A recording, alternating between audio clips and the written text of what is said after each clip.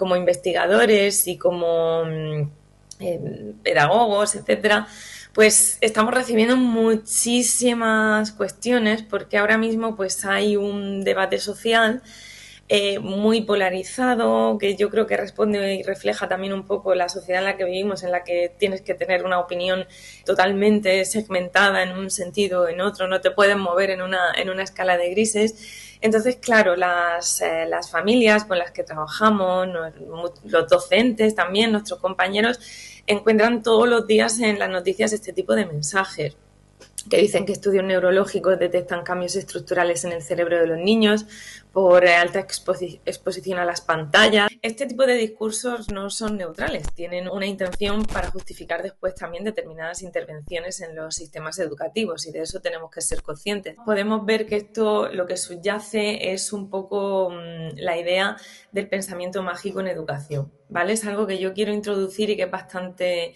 importante.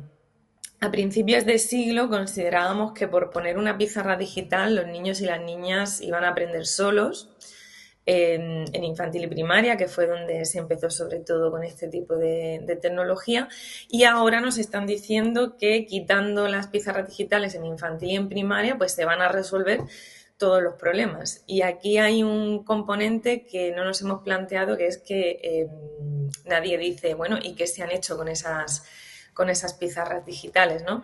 Porque la clave, como dice este artículo, es que durante muchos años hemos puesto la herramienta por delante de la educación. Y el problema es que hemos considerado que hemos puesto las TIC, lo que son las herramientas, por delante, se ha asumido que por incorporar una tecnología ya se iba a aprender y eso pues ahora ha supuesto problemas porque como los problemas son didácticos, en vez de afrontar la parte didáctica, lo que estamos haciendo es retirarla, perjudicando a la igualdad de oportunidades y asumir que ahora todo va a ir bien porque hemos quitado la tecnología.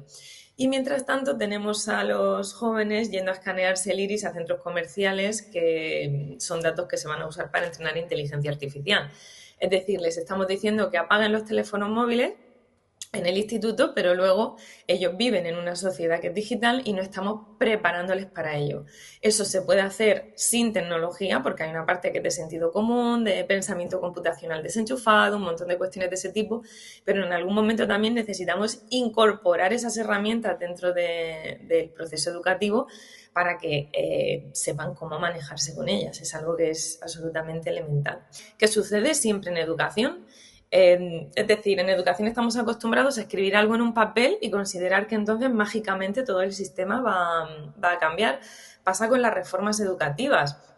La LOMLOE plantea un modelo competencial, un modelo inclusivo, un modelo que parte de situaciones de aprendizaje y asumimos que por escribirlo en un papel y no invertir más recursos como deberían invertirse en el sistema educativo, los docentes van a saber plantear ese cambio, que requiere un cambio relacionado con la visión educativa. Es decir, sabemos que una de las cuestiones más fundamentales que nos están abordando es que para innovar o para cambiar o para hacer cualquier cosa es fundamental contar con la opinión del profesorado y que las reformas sean de abajo arriba, no de arriba abajo.